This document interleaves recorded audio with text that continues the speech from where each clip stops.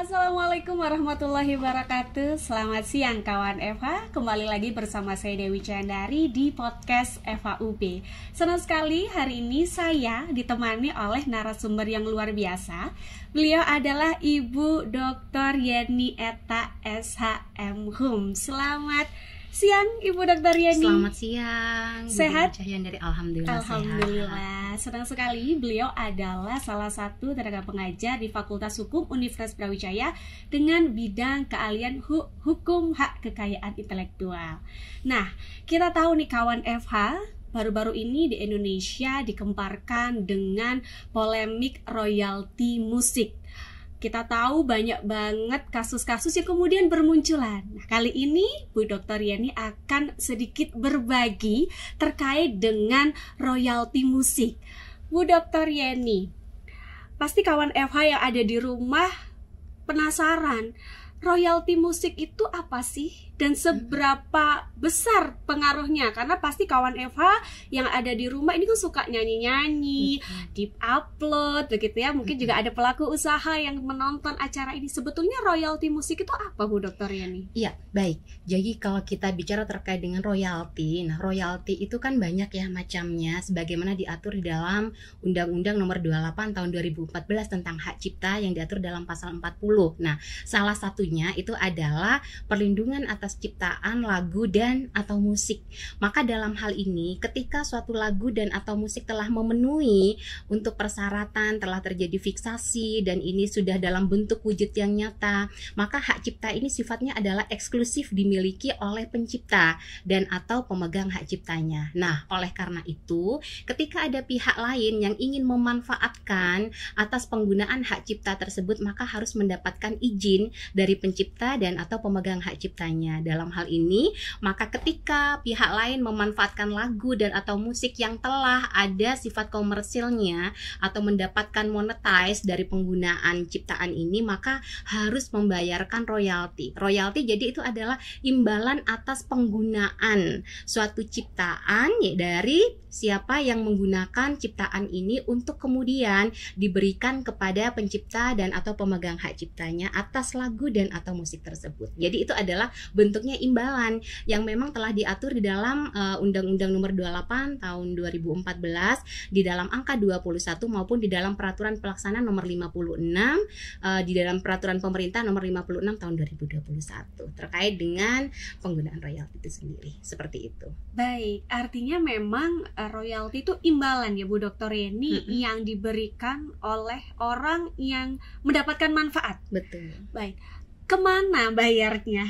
Ya. Berapa besar bayar? Kita tahu beberapa waktu ada sebuah restoran yang akhirnya berdamai membayar sekian miliar begitu terkait hal itu. Nah ini kalau lihat angkanya sampai 22 miliar ini gede, kan gitu iya ya. cukup membuat ketar-ketir nih. Apakah sampai sebesar itu? Kemana bayarnya? Dan seberapa banyakkah membayarnya Bu Dr. Yani? Iya, jadi kalau pertanyaannya adalah seberapa besar pembayaran royalti, terus kemudian kemana membayar royalti itu sendiri, maka di dalam Undang-Undang Hak Cipta itu sendiri dalam Undang-Undang 28 2014 maupun juga dalam Peraturan Pemerintah Nomor 56 Tahun 2021 tentang pengelolaan royalti, maka yang mengelola itu disebut dengan Lembaga Manajemen Kolektif Negara.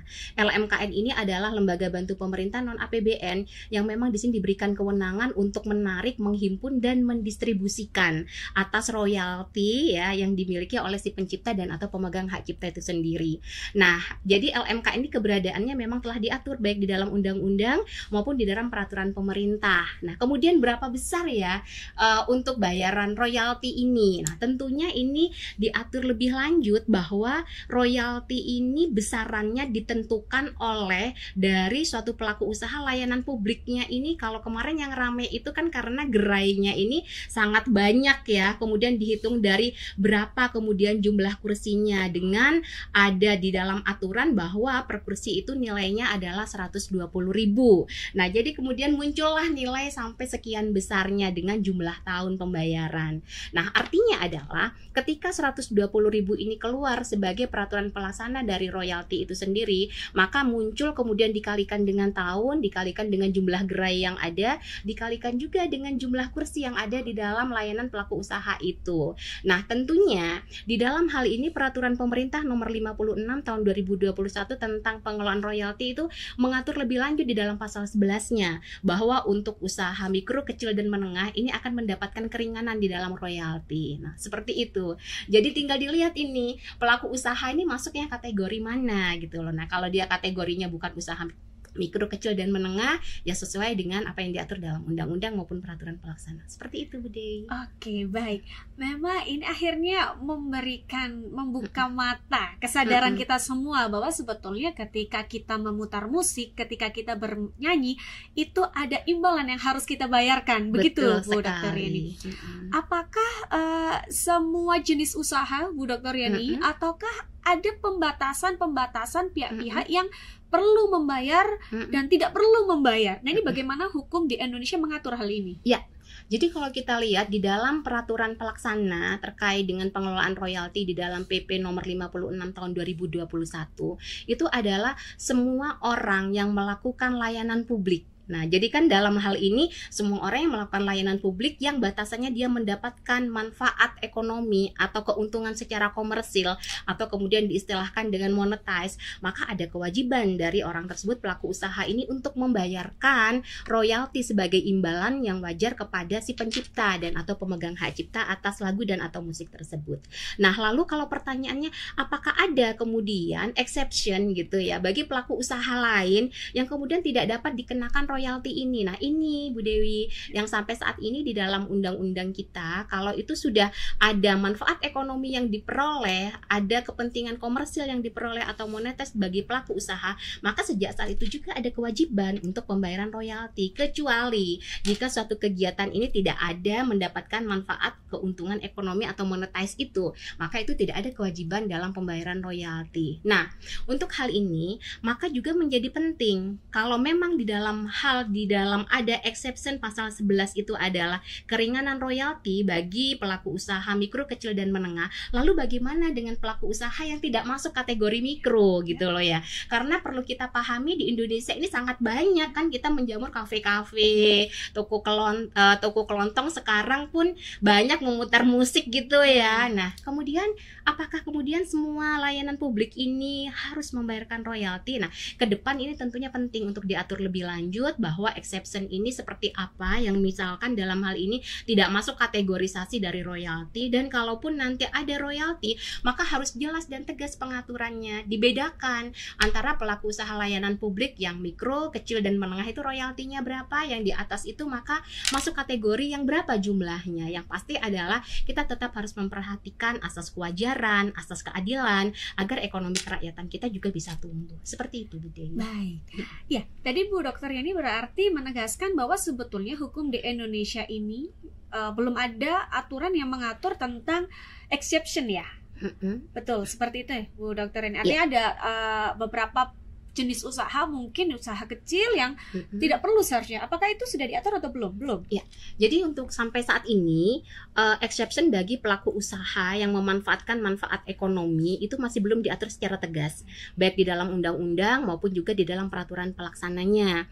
Di dalam undang-undang itu hanya mengatur bahwa bagi kegiatan yang memanfaatkan suatu ciptaan yang tidak komersil itu diperbolehkan tanpa royalti. Tapi untuk yang bagaimana ketika ini adalah suatu kegiatan atau bagi pihak lain yang melakukan usaha dengan memanfaatkan dari ciptaan dia mendapatkan keuntungan komersil. Nah, ini sampai saat ini masih nggak ada batasan bagaimana untuk royalti bagi usaha-usaha yang di bawah mikro, yang mikro, kecil dan menengah itu seperti apa. Artinya ini yang mungkin ke depan penting untuk kemudian diatur. Nah, mungkin Bu Dewi bisa sekarang melihat ya, kita kalau masuk ke supermarket atau juga di beberapa resto dan warung yang diputar itu kan lagu-lagu kebangsaan gitu ya. Itu betul, karena betul. ketika ditanyakan kita takutnya nggak sanggup nih Bu nanti bayar royaltinya. Nah, jadi ini juga menjadi penting bagi masyarakat juga memahami bahwa hak cipta ini perlindungannya juga tidak berlangsung selamanya, tapi ada jangka waktu perlindungannya, yaitu seumur hidup si pencipta sampai 70 tahun setelah si pencipta ini meninggal dunia. Nah, artinya adalah ketika sudah lewat masa perlindungan atas hak cipta ini, maka itu menjadi public domain, sehingga masyarakat boleh loh memanfaatkan atau memutar lagu dan atau musik itu. Jika hak cipta itu sudah menjadi public domain, dia nggak perlu lagi membayar royalti. Nah, ini yang menjadi penting juga untuk pengetahuan kita bersama, bahwa perbedaannya di dalam hal ciptaan mana yang masih dilindungi jangka waktunya, sehingga ketika jangka waktu ini sudah habis ya, 70 tahun setelah si pencipta meninggal dunia, silahkan masyarakat boleh memanfaatkan dari ciptaan tersebut sebagai public domain. Seperti itu Bu Dewi. Iya. Siap Bu Dr. Yani, memang ketika sudah habis gitu masa berlakunya itu menjadi public domain, tapi dari mana, di mana masyarakat itu bisa mengetahui Bu Dr. Yani bahwa oh ini kalau aku memutar musik ini aku harus bayar segini nih. Oh ini sudah menjadi public domain. Di manakah mereka bisa mengetahui hal itu? Nah, ini yang kemudian menjadi penting juga, bahwa di dalam di dalam undang-undang dan peraturan pelaksananya itu diatur bahwa ada yang disebut dengan pusat data lagu dan atau musik. Nah, pusat data lagu dan atau musik, dan juga yang kedua adalah sistem yang disebut dengan sistem informasi lagu dan musik. Nah, jadi ini bedanya ketika sistem informasi lagu dan atau musik dikelola oleh LMKN sebagai lembaga negara tadi yang non APBN, maka di sini siapa saja yang akan memanfaatkan itu bisa masuk ke dalam sistem aplikasi tersebut. Nah, kemudian siapa yang menciptakan lagu itu muncul semua data-data di sana disebut dengan pencatatan atas suatu ciptaan lagu dan atau musik, mulai dari siapa penciptanya, siapa pemegang hak ciptanya. Nah, ini masuk ke dalam sistem ini yang kemudian terintegrasi, kemudian dikelola juga dengan pusat data lagu dan atau musik yang merupakan tempat pusat terpadu data pencatatan dalam ciptaan lagu dan atau musik itu sendiri. Nah, jadi masyarakat bisa mengaksesnya ke sana.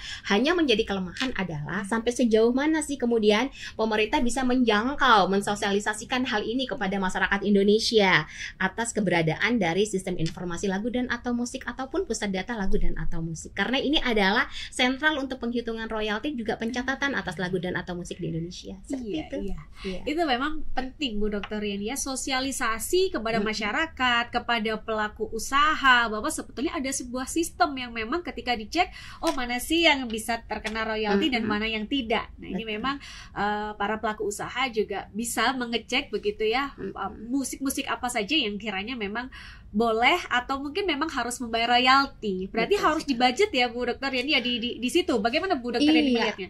Jadi di dalam sistem ini LMKN ini kan memang tugasnya adalah untuk kemudian menarik, menghimpun dan mendistribusikan atas royalti. Maka di dalam yang tadi disebut dengan sistem informasi lagu dan atau musik, disinilah kemudian semua pusat data ini berada. Lagu apa, penciptanya siapa. Nah, ini ketika masyarakat ingin menggunakan dari ciptaan tersebut, maka datanya harus mendapatkan apa yang disebut dengan dia perizinan untuk pembayaran royaltinya. Nah, ini menjadi satu kemudian dengan data yang dikelola oleh Kementerian Hukum dan HAM terkait dengan Dirjen HKI yang disebut dengan adanya pusat data lagu dan atau musik. Nah, pencatatannya di sana semua Bu Dewi. Jadi nanti korelasinya kalau mau menggunakan lagu dengan judul apa, lalu penciptanya siapa, yang megang hak ciptanya siapa. Nah, itu datanya ada di sana. Besaran royaltinya nanti dibayarkan ke sistem tersebut lewat LMKN atau Lembaga Manajemen Kolektif Negara, karena sistem itu sendiri adalah dikelola oleh LMKN. Seperti itu. Oke.